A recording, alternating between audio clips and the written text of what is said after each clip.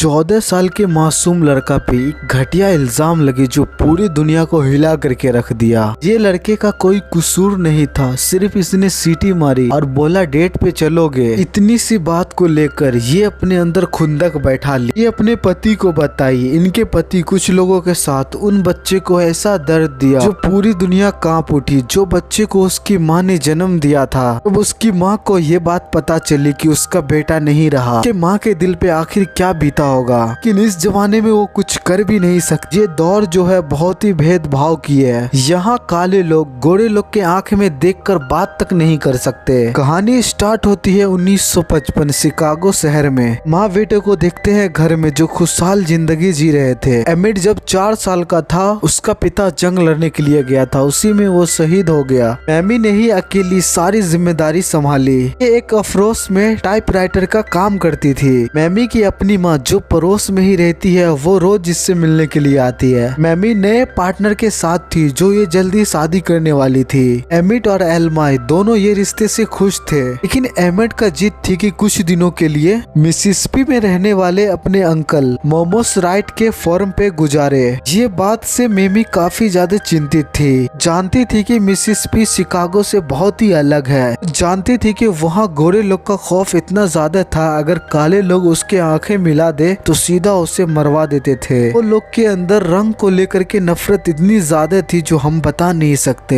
Emit की दादी Alma emit को समझाती है, उसे जाने देने के लिए राजी कर लेती है। अगले दिन एमिट जाने के लिए तैयार हो रहा था। ये बचपन से शिकागो में रहा था। मिसेस के बारे में ये ज्यादा नहीं जानता कि माँ चिंतित थी कि उसका बेटा उससे दूर जा रहा है, पता नहीं कैसे रहेगा। उसे समझाती है कि आखिर वहाँ तुम्हें क्या करना है, किसी भी गोरे लोग से तुम्हें बात नहीं करना है, न ही उसे आंखें में देख करके उससे कुछ टोकना है, उसके बात का जवाब देना, सिर्फ हाँ सर या ना सर बोलना है। एमिट ये बातों को गंभीरता से नहीं लेता। उसकी माँ उसको लेकर के रेलवे स्टेशन छोड़ने के लिए आती है। का अंकल और अंकल का बेटा शिकागो में कुछ काम से आए हुए थे। एमिट उसी के साथ मिसेस जा रहा था। एमी अपने बेटे को आखिरी बार गले लगाती है। अंकल मोमोस को कहती है कि इसका ध्यान रखने के लिए उसके साथ जाने देती है। एमिट मिसिस पहुंच करके बहुत ही खुश था। ये बहुत ही खुशहाल बच्चा था के साथ में इसके अंकल का बच्चा, और यहाँ के लोगों को दिल में डर था कहीं एमिट कुछ कर न दे। ऐसा से घबराहट दिल में लगा हुआ था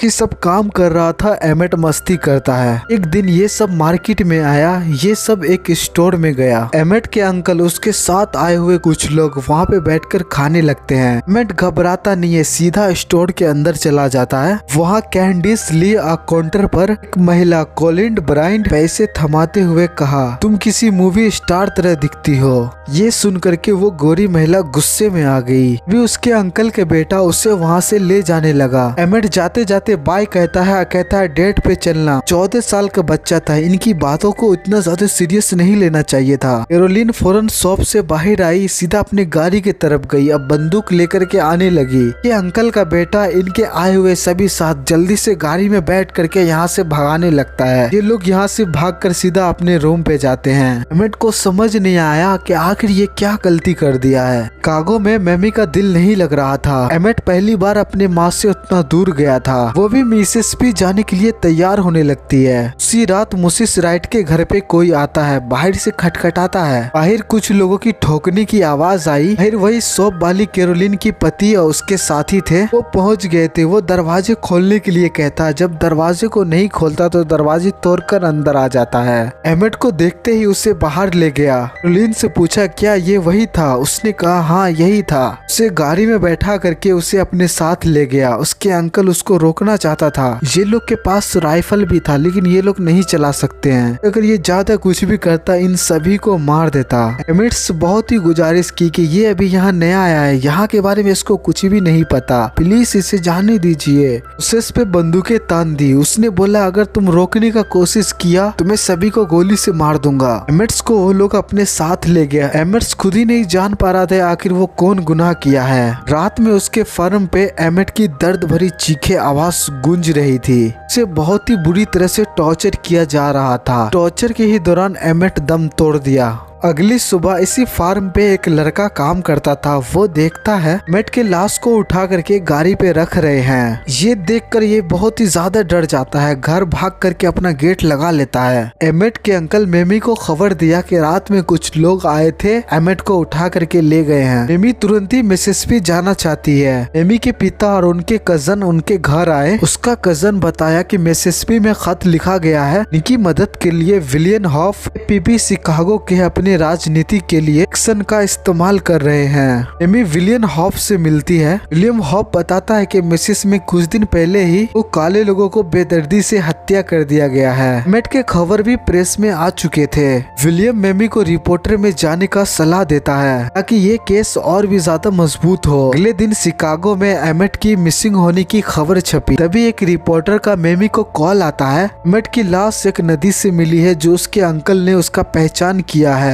सुनते ही मेमी बेहोश होकर के वो नीचे गिर गई। मेमी ने कहा कि उसके बेटे का बॉडी शिकागो लाया जाए। बहुत ही मुश्किलों के बाद विलियम हॉप ने इनकी मंजूरी दिलाई। एमेट का ताबूत वहाँ से मंगवाया गया, ट्रेन से नीचे उतारा। शुरू से ये खामोश थी, अपने आंखों से एक भी बूंद आंसू नहीं गिरने दी। इससे ये अपने बेटे का ताबूत को देखे ये जोर जोर से रोने लगी, चिल्लाने लगी। ये अपने बेटे को बहुत ही प्यार से पाला था। जब हॉस्पिटल में जब अपने बेटे को लाश को देखी, इनका कलेजा फट गया। लाश पानी में पूरा फूल गया था। जगह जगह चोट के निशान थे, सारे दांत तोड़ दिए गए थे, गले में कटीला तार फंसा हुआ था, यहाँ तक कि सर में गोली भी मारे हुए थे। 14 साल के बच्चे को इतना ज्यादा दर्दनाक मौत दिया, सुनकर के ही किसी के भी रोंगटे खड़े हो जाते हैं। एमी ने जिम के पास गई और उनके बेटे का सूट लाने के लिए कहा। उन्हें पूरी दुनिया को सच दिखाने का फैसला किया। यहाँ पे सारे प्रेस रिपोर्टर को बुलाया और एक प्रेस वाले को लेकर के अंदर गया। अपने बेटे के लाश के साथ खड़ा होकर के वो फोटो खिंचाई। ठान लिया था कि पूरी दुनिया को ये सच दिखाएगी। एमेट और उसकी माँ की तस्वीर ने पूरे अमेरिका में आग लगा दी। देखते ही देखते हर तरफ हर जगह इसी की बातें चलने लगी। इनके सपोर्ट में बहुत सारे ब्लैक लोग रोड पे उतर गए। एमेट के अंतिम संस्कार में हजारों लोग आए। मेमी ने अपने बेटे का बॉडी खुला रखा ताकि सब इसको देखे, ये दर्द को वो भी महसूस करे कि इसका बेटा किस दर्द से गुजरा है। के फ्यूनरल में एक भी व्हाइट लोग नहीं आए थे। इतनी ज्यादा ब्लैक लोग से नफरत करते थे व्हाइट लोग। मेट के आंटी भी आई थी। मेमी को कहती है कि मैं कुछ नहीं कर पाई, उससे माफी मांगती है। कोर्ट में रॉय ब्रायंट और जॉय दोनों पे मर्डर का चार्ज लगाया, लेकिन जो मुख्य गुनहगार था, लेकिन कैरोलिन ब्रायंट पे कोई भी आरोप नहीं लगाया। मेमी इससे खुश नहीं थी क्योंकि सबसे बड़ी जिम्मेदार वही थी। एसीसीपी बताया कि गोरे लोग पे मर्डर का चार्ज भी लगाना बहुत ही बड़ी बात है। मेमी ने फैसला किया कि वो ट्रायल के लिए मिसिसिपी जाएगी। जिमी ने भी उसका साथ जाने के लिए कहा, लेकिन मेमी ने मना कर दी क्योंकि इनके रिश्ते पे भी सवाल उठाए जा सकते थे। मेमी के माता पिता ने भी उसे यहाँ से जाने के लिए मना किया, लेकिन इसको इसके बेटा का इंसाफ चाहिए। एसपी ने उसे सुरक्षा देने का पूरे जिम्मा लिया। ये अपने अंकल के साथ मिसिसिपी पहुंची और एक सुरक्षित जगह पे इसे रहने को दिया। इनके सभी आस पास में काले लोग रहा करते थे। ये जगह सबसे सुरक्षित है इसके लिए। कोर्ट जाते समय इसके अंकल मेमी को कुछ लोग मिले जो बताया कोर्ट के अंदर जितने भी लोग बैठेंगे, जज और उसके अलावा जितने भी लोग होंगे वहाँ पे सब गोरे होंगे। पे इंसाफ मिलना बहुत ही मुश्किल है। कल के दिन मेमी और उसके अंकल जब कोर्ट के अंदर जा रहे थे तो उसके साथ बहुत ही बदतमीजी किया गया। इसे उसे अजीब तरह छुआ गया कि इसकी जरूरत नहीं थी, लेकिन फिर भी इनको सताने के लिए ऐसा किया गया। प्रोसेस की टीम ने गवाह पेश किया। सबसे पहले अंकल मोसेस राइट ने गवाह दिया। रात में कैरोलिन और उसके पति और कुछ लोग हमारे घर आए हुए थे। एमेट को बाहर खींच करके ले गया, हम लोगों पे बंदूकें तान दिया। दूसरा गवाह वही लड़का दिया जो रात में चीखें सुनी थी और सुबह में देखा था कि बॉडी को ठिकाने लगाते हुए। मेमी को बुलाया गया, उससे अजीबोगरीब सवाल पूछा गया, उस पे जोर दिया। मेमी ने बताई कि मैं अपने बेटे को पहचान सकती हूँ, वो मेरा ही बेटा है। लेकिन उधर के लॉयर ने अजीबोगरीब बातें पूछ करके कोर्ट का समय बर्बाद किया, जैसे कि तुम्हारे बेटे के नाम पे कितना पॉलिसी है। अगले दिन कोर्ट में कैरोलिन के पेशी थी। उसने कोर्ट में झूठा गवाही दिया कि एमेट ने उसको छूने का कोशिश किया, उनके साथ गलत काम करने का भी कोशिश किया। एमी ये सुन करके बहुत ही निराश हुई।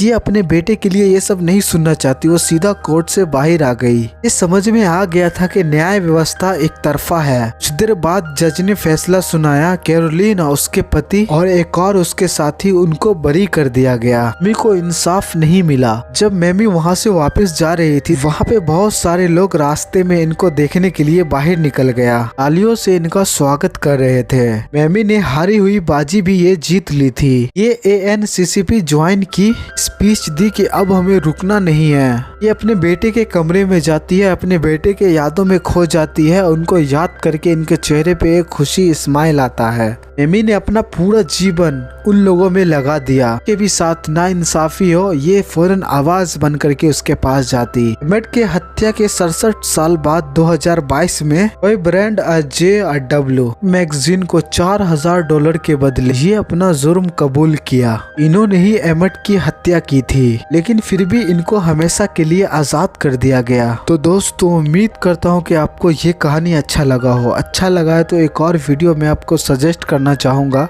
ये जो कहानी है ये आपको देखना चाहिए, क्योंकि 750 गुलामों को अकेली लड़की खुद के दम पर आजाद करवाई, गुलामी भरी जिंदगी से। खुद एक जगह बैठ करके ये ईश्वर से बात करती, ईश्वर इसको रास्ता दिखाता, जो भी इसके दिमाग में विजुअल्स आता उस पे अमल करती। इनको हमेशा कामयाबी ही मिलती।